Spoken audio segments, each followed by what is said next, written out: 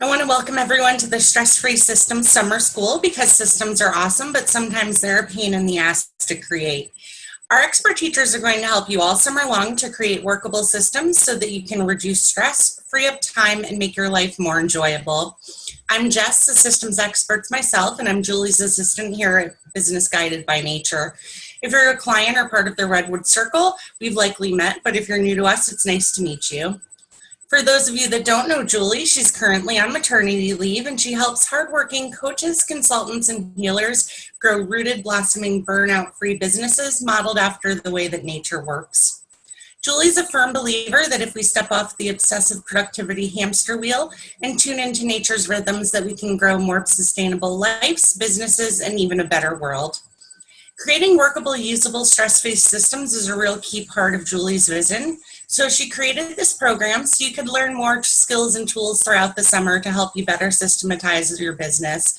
We always say that we're going to be creating systems, so this time we're all carving out some time to actually do it. They may take a little bit of effort to set up, but really in the end, they make our life so much easier as business owners. It's totally worth it. I want to go over a few technical notes and then I'll introduce our teacher today. Our guest speaker is going to teach for about 45 minutes or so and then answer any questions that you may have. You can pop questions into the chat anytime, and then we'll get to them afterwards. If you've not used Zoom before, the chat's down here on the bottom. You'll see on the bottom of your Zoom screen a little bar, and it is down there on the left, I believe.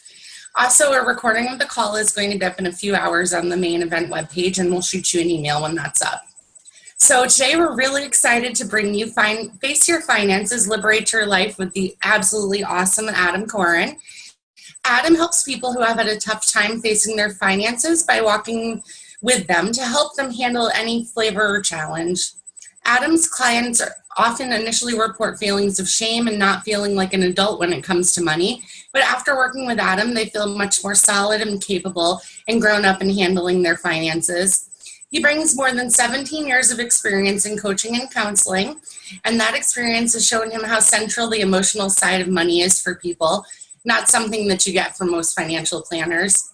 Adam's approach will help you repair your relationship with money, and it leaves you equipped to handle it well going forward into the future. Adam has gained an appreciation for the courage it takes to face one's money challenges, especially given that hardly any of us get any training in dealing with it. It's very true. With that, we're going to go ahead and dive in. Welcome, Adam. We're super happy to have you today. Jess, thank you so much. You're Really welcome. appreciate that introduction. Absolutely, absolutely. We need to teach money management in high school. You need to learn how to balance your checkbook with history and geography and algebra and all that other stuff. I don't ever use algebra, but I definitely need to balance my checkbook. Exactly. We'll be talking a lot about that. Very good. I really appreciate it. Okay, Jess. All right. Well, welcome everyone. I really appreciate your all coming, both here live and those of you listening on the recording.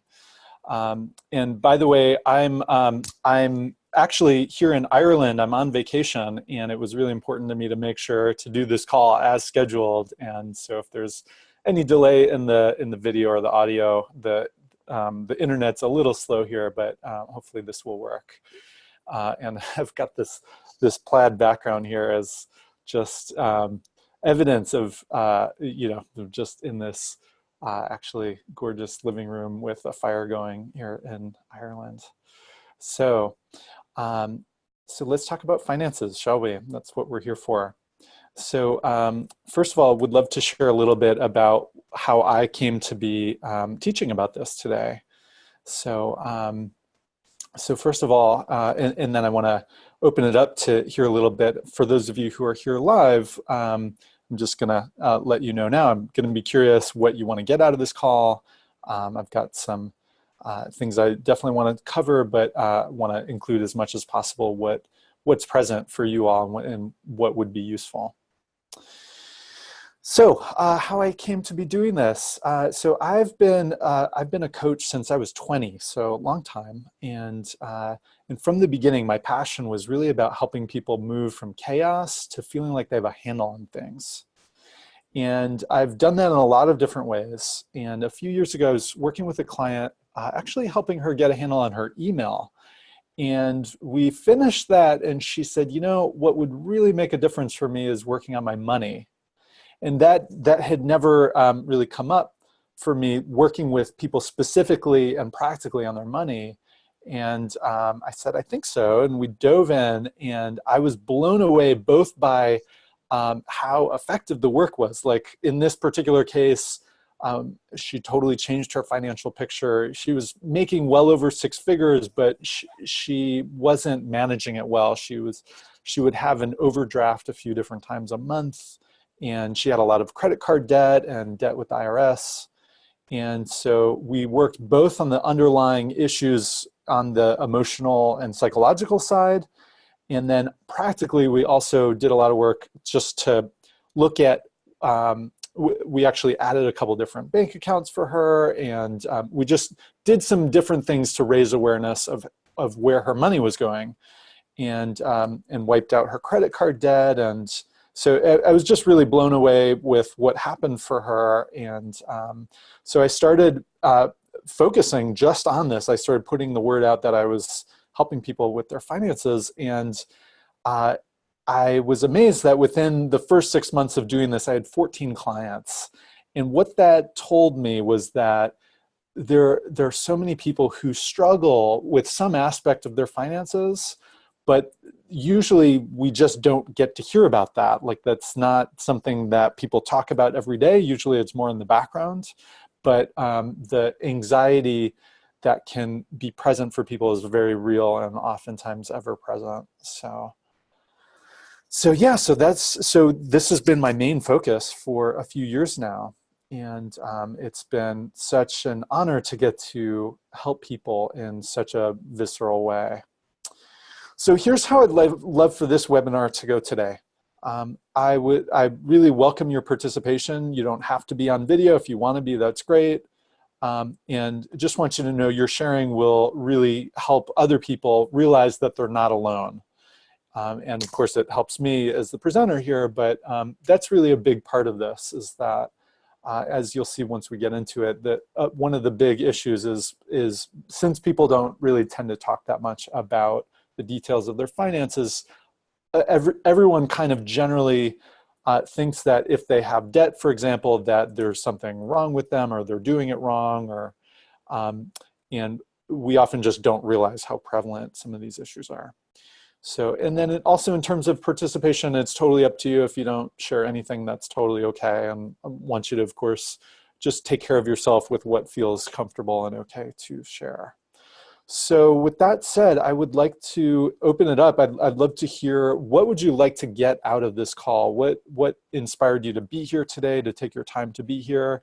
So you can either write it in the chat, or Jess, I wonder if people have a way to raise their hands or open up their mic, that would be ideal. But would love to hear what you wanted to get out of this call today. Totally. People can unmute themselves if they like to. There is a mute button down on the left-hand side, and you can just click it and you'll see the red slash come off. Awesome. Thanks, Jess.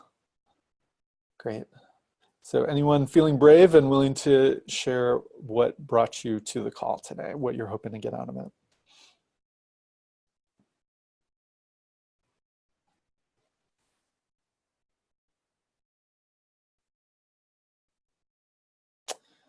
All right. If not, that's totally okay. Oh, and I see a chat.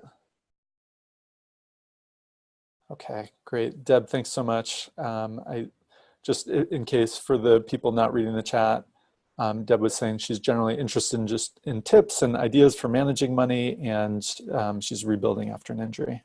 Thank you for sharing that. I appreciate it.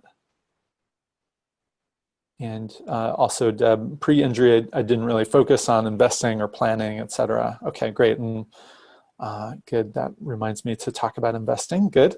Okay, and thank you for that. And Anne, you chatted, I manage my money well. There's no debt, just not enough flowing towards me. Okay, so more on the income side. Okay. And Anne, can you either say or type, I'm curious if you're an entrepreneur, if you have a job, or I'm curious more about the flowing in towards you side. If you're up for sharing about that. Okay, solopreneur. Okay, great. Okay, and that's awesome that you don't have debt. Self-employed for many years. Okay, great. Thank you so much for sharing, both of you. I really appreciate it.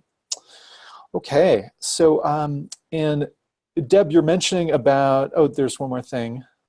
Also curious about forming a healthy relationship with money. Yes, not fearing it.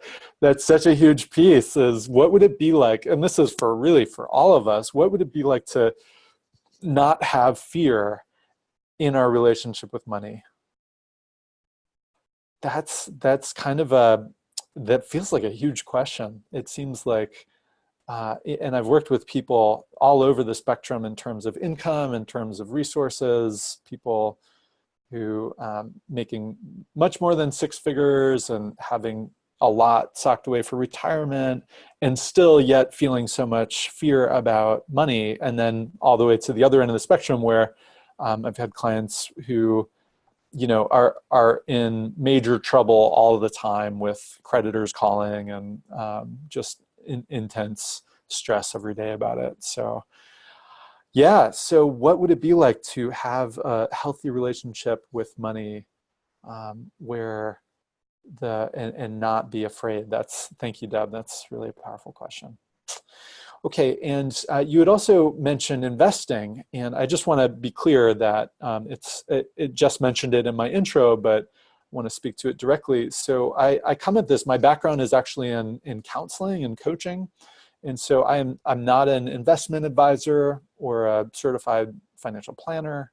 So those folks are great, and so my focus is really different. So there may be some overlap in terms of planning for the future and things like that, but where I'm coming from as a coach is about supporting people in finding what's true for them, finding where their alignment is and what they really want in their financial life. And I don't give like investment advice or things like that. Okay, so just wanted to be clear about that. All right, so please do continue to send in questions. And Jess, if there's a chat and I don't speak to it within a minute or so, if you could jump in, because I'll be on and off looking at my notes. So, all right, so let's move right into the next piece. I want to talk about, I want to start with the emotional side of things. And like I was just saying, I just so loved, Deb, your question about how to have an empowered relationship with money without fear.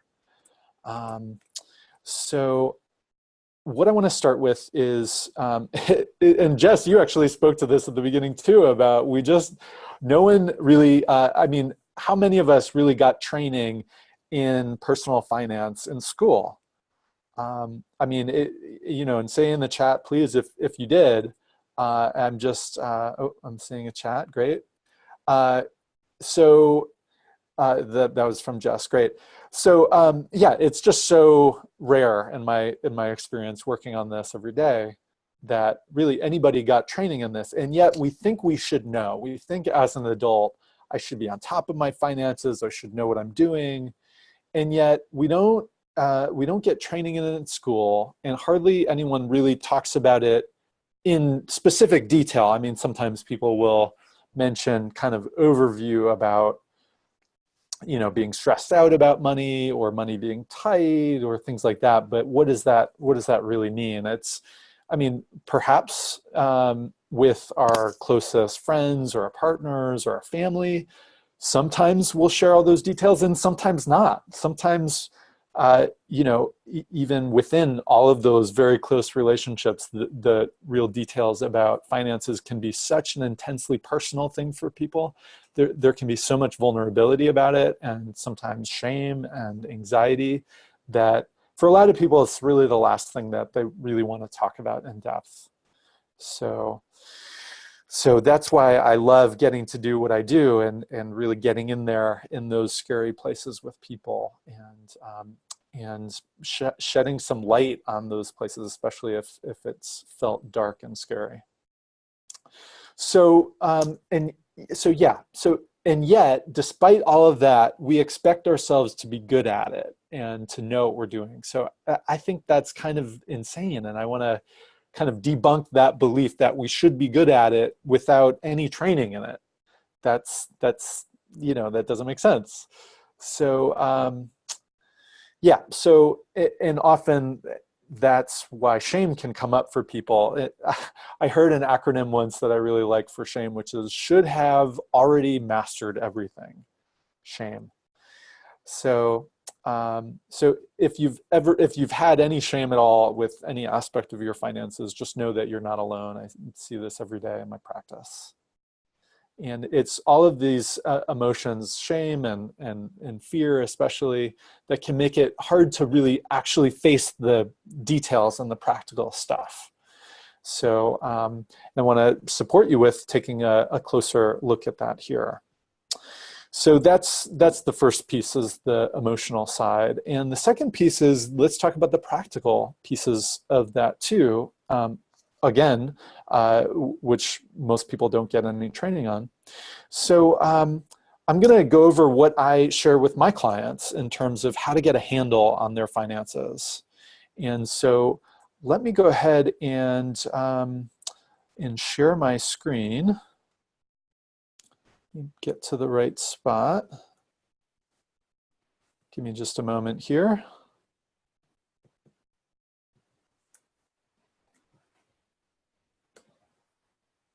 Okay, there we go. I'm sharing my screen. So for those of you, oh, and I think on the recording, this works as well, that you're hopefully able to see this. So what you're seeing is a finance template that I share with my clients. And if you're seeing this, I'll give you a super quick tour and then I'll tell you about why it's important.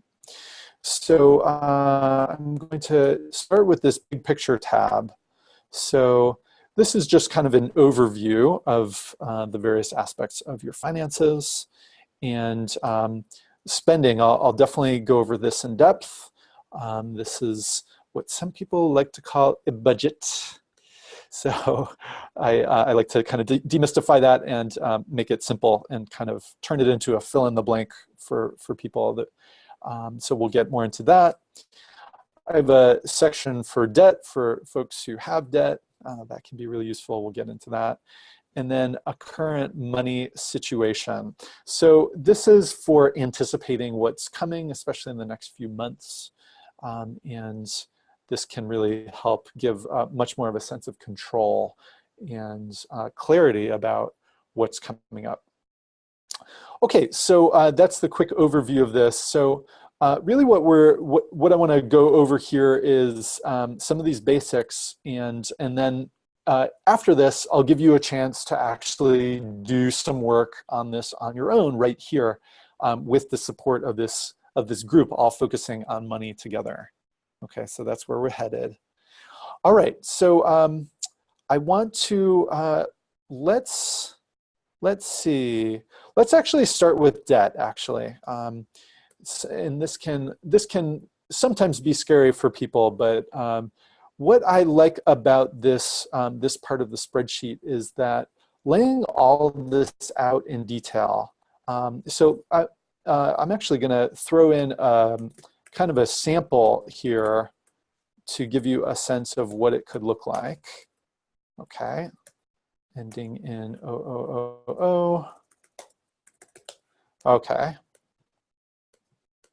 So, and let's say, so I'm just going to fill in kind of a sample here. Oops.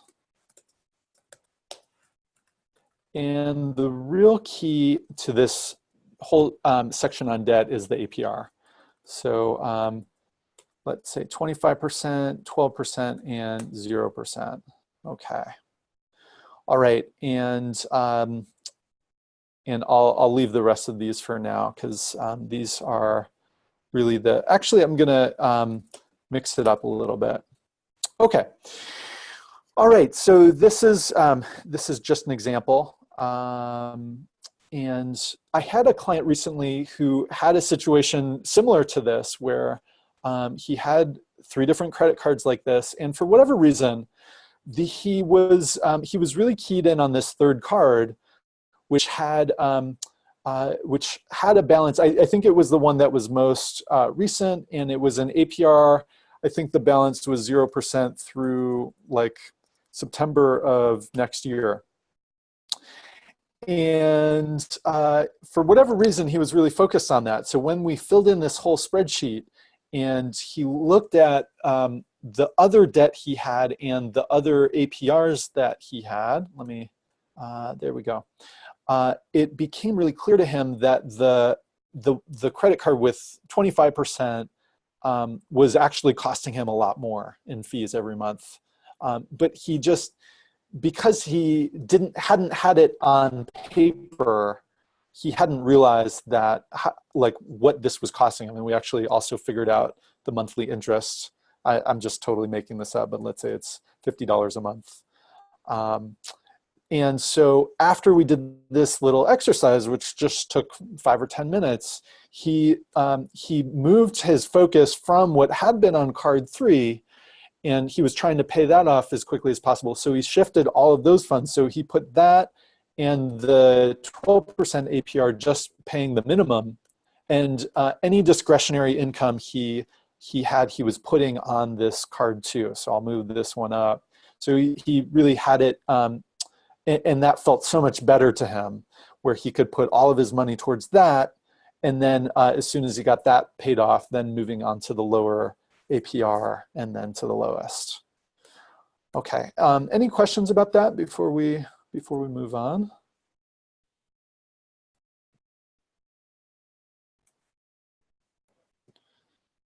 Okay. And Jess, I'm not seeing with the screen share for some reason. I think I've lost the Zoom screen. So let me know if there are any questions or chat, would you? That would help me out. Okay, assuming there are none, I'll keep going. So the next section I want to go over is the spending guide. So this is in terms of, so I work with a lot of people who have never had a budget before, or they have tried budgeting with really mixed results. Like they'll try something for a little while, they'll try something else, and they never really find something that sticks for them. So what I find is really useful is just finding something that works for you. I have clients who do this completely on paper, and that works for them, which is great. I have other clients who are completely digital, and that works for them, nothing on paper. So what I'm showing you here on this screen is just one way. And so I'll talk about what I do, and as you're listening, I want you to think about what works for you and what you might want to take from this and what you would want to do differently. Okay, so so what I have my clients do is as a one-time exercise, filling out this template, and what I like about this is totally just fill in the blank as opposed to trying to kind of invent the wheel yourself. So yeah, so you can think about what your costs for these are. Like, what are your regular subscriptions? The fixed spending section is about what are the things that you pay for regularly. Okay, so, and once you come up with these really don't change all that much. Okay, so, and then I have a column here for discretionary. So I find it's really useful to know for the times when things are tighter, which elements are places I could cut back if I needed to.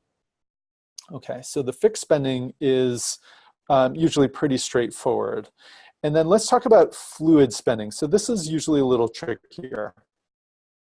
Okay, so fluid, these are things like groceries, restaurants, shopping, Amazon. You know, I should put that, I'm going to put that in there right now.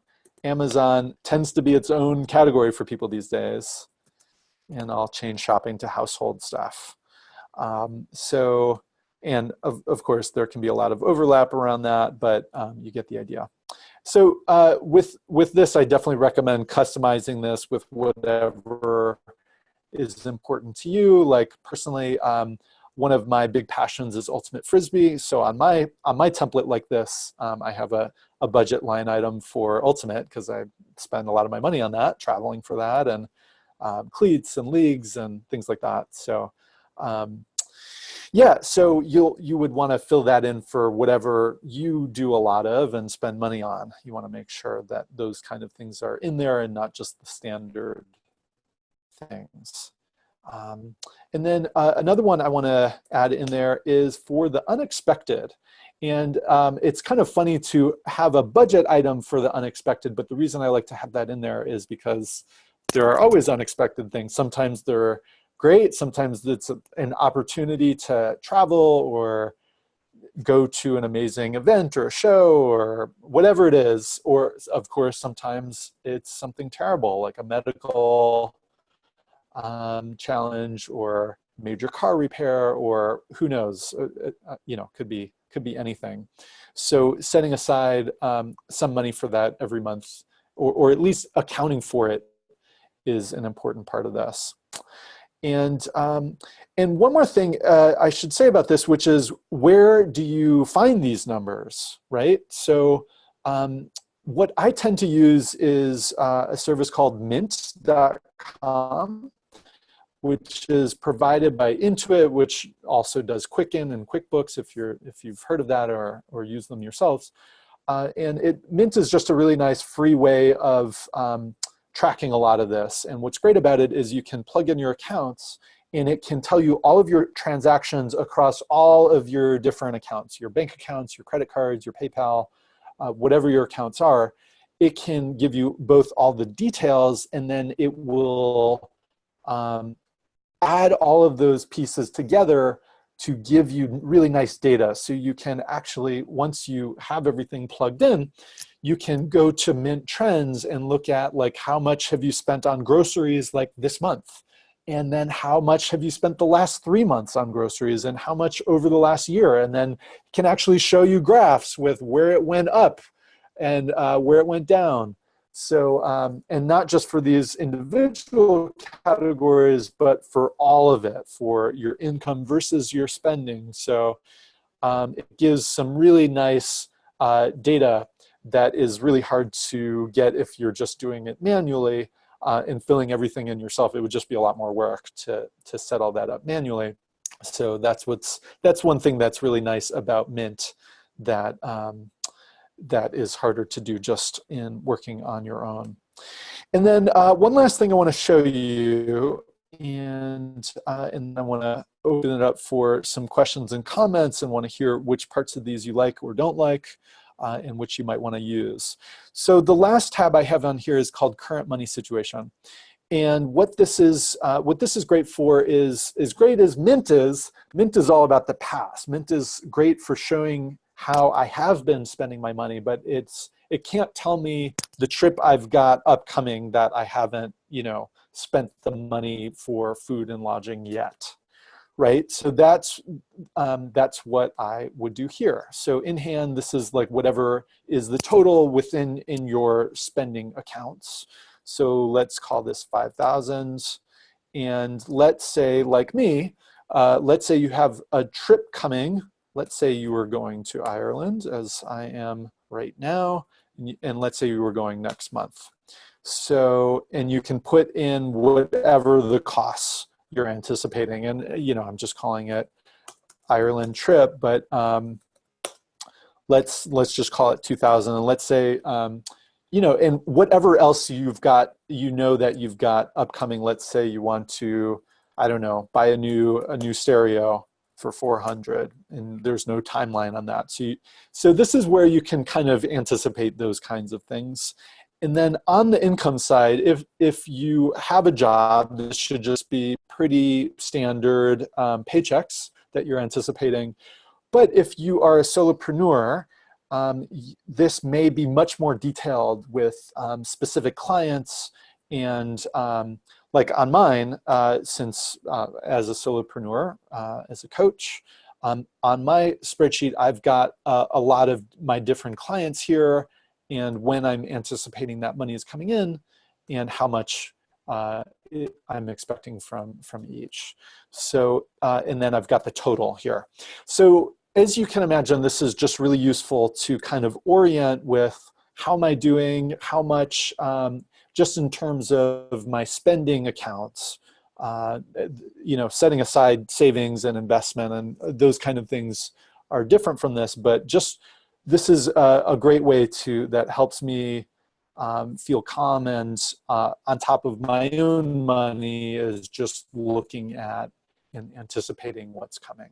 So let me pause there and see if anyone has any comments or questions. I'm going to stop the screen share so I can see if there's any chat. So any comments or questions, and I'll have a sip of water.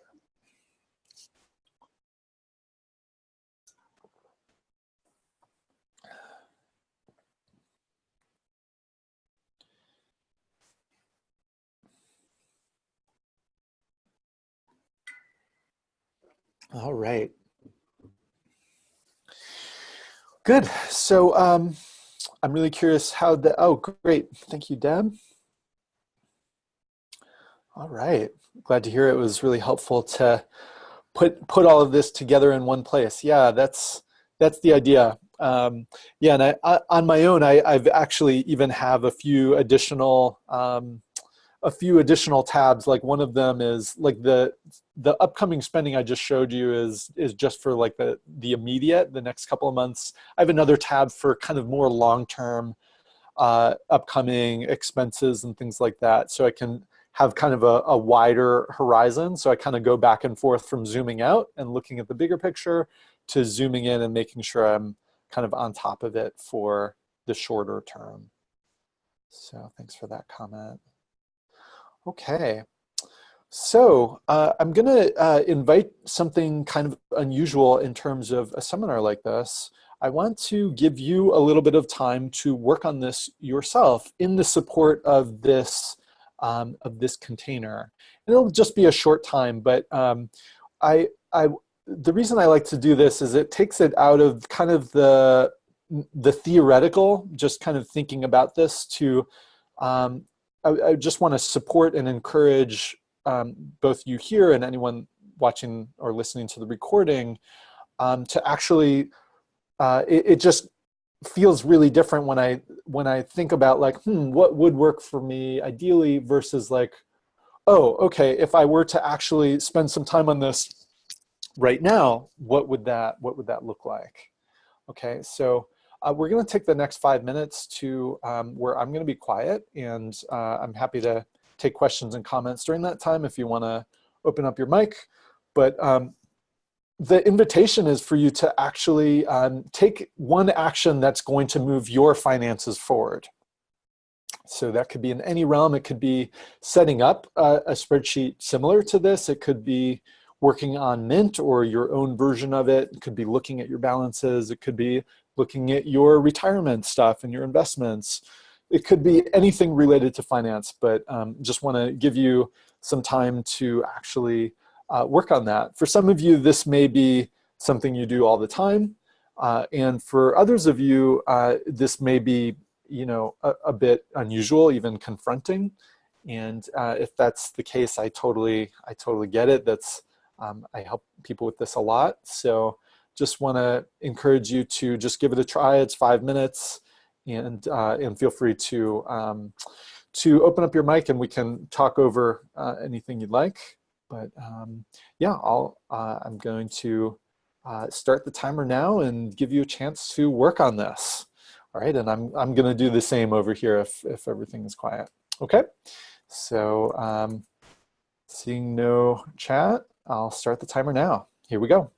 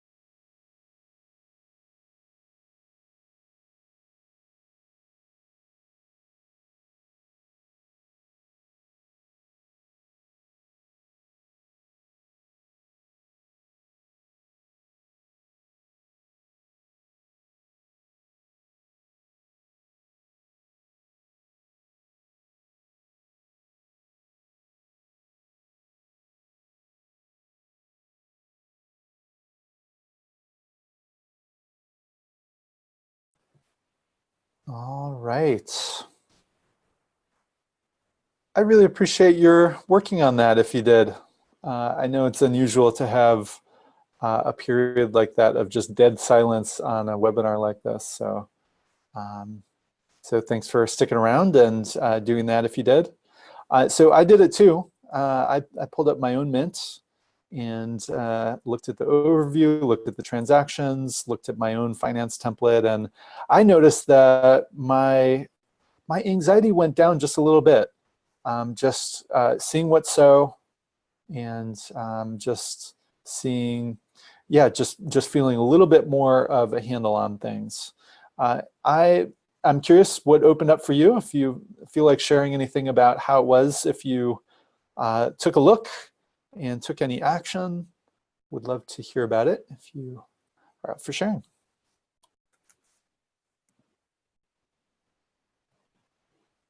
This is Anna. I just wanted to share that I'm always forgetting the charity component, and charitable giving is aligned with my values, but it's not something that I set up as a regular monthly thing. I do give, but it's more, it's sporadic, and it's inspired by someone asking in the moment, as opposed to just making sure that I have something set up. So so that was a nice reminder that even if it's, $5 a month or $20 a month or something like that, it's still taking baby steps towards handling my finances in a way that I value. Yeah, thank you, Anne, for speaking up about that. Yeah, I've found the same thing, that just having it in my budget, and I actually have like a recurring gift every month, and so glad to hear that that was useful to have a prompt about, oh, I actually want to match my values with where my money's going. And thanks for speaking up too. Great, and I see Deb, you chatted. Let me take a look at that. Okay, you checked out Mint and are curious about tracking spending that way. Okay, great. Yeah, what the practical suggestion that I have about Mint in particular, Deb, is so once you plug in your accounts, the only work that it really takes is on the, so it'll pull all your transactions from across your different accounts, and then it will do its best to guess about what the categories are for that. So when I look at my money, which I do about once or twice a week, it probably takes 2 to 5 minutes to go through those transactions and just edit them. Like I'm just looking at the one I was just looking at it now for some of the ones from Ireland were pretty funny. There's a grocery store here called Cost Cutters that Mint thought was a haircut. It was actually groceries. So it does its best to guess about things like that. And so I just go through and correct the categories and have them be what the things actually are. And so that does 2 really great things. One is it gives me a lot of awareness about where all my money is going. And then when I go to the trends page, it will, all of that data I know is accurate because it's based on the actual categories that I made sure were correct when I checked regularly. Okay. So that's a little bit about Mint. I'm glad to hear it was a tip. Okay, so moving towards the end here, I see we've got about 15 minutes left, and I'm seeing a note from Jess. Great, thank you for the reminder. All right, so yeah, I'm gonna open it up to some final Q&A in a little bit. Just wanna mention a couple more things. Let's talk about staying, like once you get a handle on your finances, what does it take to stay on top of it, and how to build a habit of really staying on top of these things consistently. So, and really this is different for everybody. So this is something to really look at for yourself and think about, especially if this is something that isn't what you tend to gravitate towards. It's not something that you maybe necessarily enjoy working on. So the question that I want to pose to you is how much looking at it and how much awareness does it take for you to feel like you are on top of it? Okay, and that might be different for everybody. For me, I find once or twice a week feels really good. Feel on top of it. I don't forget things. The other thing that's nice about looking at it that often is that it really doesn't take very long because there isn't really all that much to update just in, if it's just been a few days. So that's the other thing I like about it, is that it makes it just much more manageable to be looking at it more regularly. But I know that's not a happy place for everybody. So for you, would it be weekly? Would it be monthly? Something else? And then the other thing is that I would recommend is to figure out what for you is your money checklist. Like when you go to look at your finances, what is it in, like, what are the steps? Like, I can say a little bit about my own, but that's something for you to look at is what pieces do I need to do? What balances do I need to check? What things anticipating the future do I need to look at, both on the income and the expenses side? So for me, I'll just briefly say my own process is I pull up two things. I pull up Mint and I pull up my own template. It's very similar to the one I was just showing you, which is a Google spreadsheet. And from Mint, I pull my in-hand numbers. I look at what in my checking and PayPal accounts, what is current, how much do I have in there? So I'll update my spreadsheet with that. And then I'll also update the current credit card amounts. And then I will go ahead and update, and just on the spreadsheet side, I'll add other upcoming expenses and upcoming income that I haven't added since the last time I looked. And then the other thing is I will go to the Mint transaction page, which I was just talking about, and I'll just edit transactions, which just takes a couple minutes. And those are really the main things I do. If once a month, I will do a closer look at all my client income and update that. I've got a additional tab on my spreadsheet just on the client income side. And that's my way of staying on top of that. And for me as a money coach, walking my talk. So really that's all I do. On a typical session, it takes, I don't know, 7 to 10 minutes total. And sometimes I'll take a deeper dive and look at additional things. Like I mentioned, the client income. Sometimes I'll zoom out and look at upcoming expenses over, more of a 12-month period as opposed to the current situation, which is, the next usually 2-ish months. But that's, anyway, so my point is that's what I do consistently. So I just recommend thinking about and defining what exactly do you need to do regularly to stay on top of it. And I would recommend, especially if you're someone who doesn't really like to do that, to have really specific instructions for yourself about like I know I just quickly went over what I do, but with clients, I've definitely sat down with them and figured out a literal checklist of okay, first I'm gonna open Mint, and on the first page of Mint, here are the 3 things I'm looking for. Okay, on the Mint transactions page, okay, that's where I edit the transactions. Okay, on my spreadsheet, I update, the total accounts and upcoming expenses. So they list all of those things out. And so that way, when it gets to that time, and if they're feeling any yuckiness about it, they can just follow the step-by-step instructions rather than to have to kind of think through it every time. So yeah, my clients have told me that that's been really useful. Okay, and last thing I want to mention before I open it up to any last questions you have is I want to offer each of you here and each of you listening to the recording, I want to offer you a free session to really dive deeper into your own personal situation. Oftentimes it's helpful to kind of hear some tips and that kind of thing. But what I've noticed in the personal finance world is that there is so much advice and so many different kinds of approaches and tips, and there's no shortage of that. But oftentimes, it's especially if this is the kind of thing where if maybe you're not as comfortable with all this stuff, it's usually not common for people in those shoes to really seek out a lot of help and go to a financial planner or an investment advisor.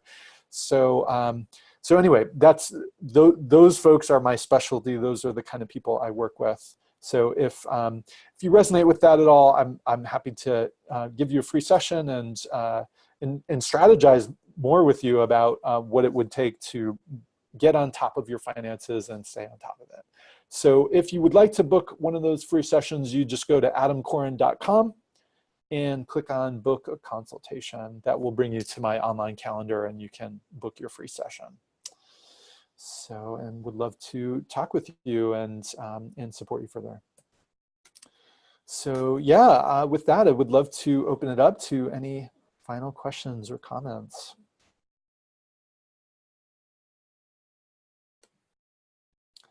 Thank you, Deb, for your comment. Glad this was useful for you.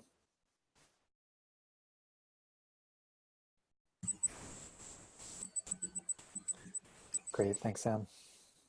Awesome. I want to thank you so much, Adam, for being here today for this awesome class, Face Your Finances and Liberate Your Life. I want to thank everyone so much for joining us. I hope that you found all this useful. If you have any feedback at all, please feel free to email contact@juliewolkcoaching.com. We always love feedback. And we'll send out a note a little bit later when the recording is up. I hope everyone has a wonderful afternoon. Thank you so much, Jess. Appreciate you making all this work. Of course. Have a good rest of your trip. Thank you. And thanks everyone for being here. I really appreciate it. Yeah. Bye, everyone.